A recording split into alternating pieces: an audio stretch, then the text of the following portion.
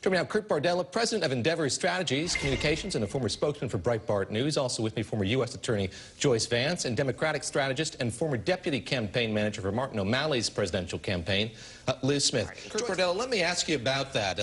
You can debate the efficacy of the president's Twitter usage during the campaign and the early days of this administration. Are we seeing a diminution of the effectiveness of it over these last few hours?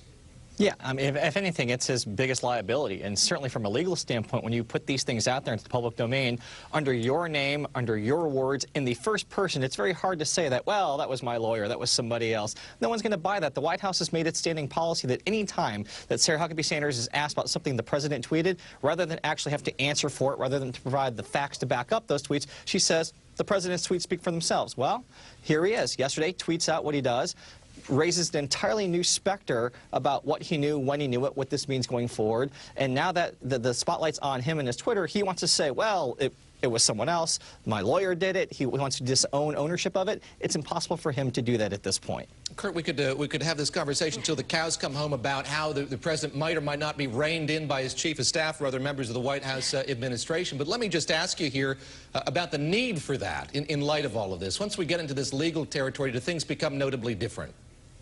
Well, I mean, if you're the president right now and you're the president's legal team, you want him to exercise as much restraint as humanly possible. That's never going to happen. That's not who he is. I don't care who the chief of staff is, who he surrounds himself with. He believes ultimately that he is the smartest person in his own inner circle. He keeps his own counsel and constantly tries to find ways to undermine the structure that's surrounding him, the structure put in place by John Kelly to impose more discipline on this White House. He doesn't care about any of that. He's going to continue to blur those lines, do whatever he wants, and I think a lot of people who work in the White House have just resigned themselves to that reality.